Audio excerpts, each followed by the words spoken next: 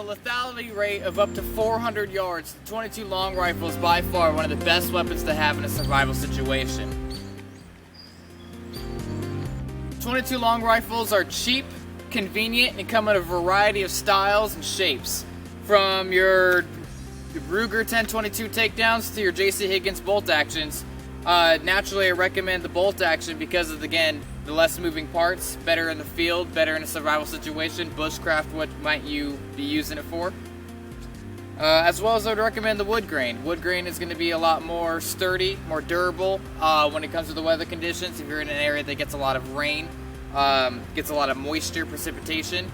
With 22 long rifle, all you have to do really is clean out that barrel, make sure you got the cleaning kit that goes accordingly with it, and for aesthetic purposes, keep the rust off. When it comes to 22 long rifle, I recommend the bolt action. Bolt action means less moving parts, means easier to strip and clean while out in the field, as well as if there's a malfunction, you can easily just replace the bolt and you're good to go. A personal preference of mine is I don't use the scope on the 22 long rifles. I see there's too many operating parts, too many maneuvering parts. I prefer the iron sights. Good thing about these old school 22 long rifles is the iron sights are as good as they can get. So naturally you're going to be a lot more accurate with just the iron sights instead of having to sight in your scope every time you go out to the range after a couple of weeks. This is the JC Higgins 22 long rifle and bolt action. One of the minor modifications I've made is I installed this bipod that's got extendable and retractable legs, as well as they're also adjustable in case you're in a rocky terrain or in a mountainous terrain that would need such adjustments. Another modification I made is the stock pouch, which allows you to carry additional 22 rounds, as well as additional magazines in case your bolt action takes magazines.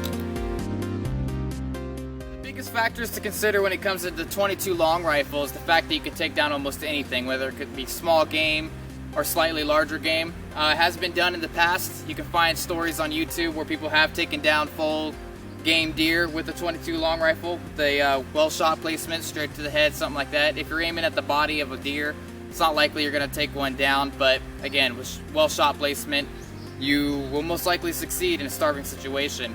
When it comes to defense against other people in a collapse situation, 22 long rifle is a great way to stay outside the sound barrier, to make sure that your enemy does not know where you're shooting from. The great thing about 22 long rifles is they don't flash like, you know, AKs, 7.62, 5.56, anything chambered in that caliber. So, you know, your enemy's not going to find out where you're shooting from, and you're going to have some time on your side when it comes to a stressful situation, defending yourself, your property, your homeland, your family, your friends, everything. Other than that, not much can be said about the 22 long rifle. If you don't already have one, go out and get yourself a 22 long rifle. The older the better, in my personal opinion. You can get the newer ones like the Ruger 1022 takedowns. I don't prefer the 30 round magazines. It's just too much ammo spent, too easy to shoot. These magazine capacities are 5 round.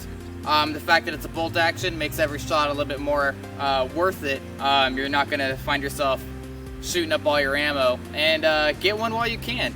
Like I said, they're completely affordable. The JC Higgins models usually still go for about 150 bucks, plus 22 ammunition is relatively cheap if you buy it in bulk especially.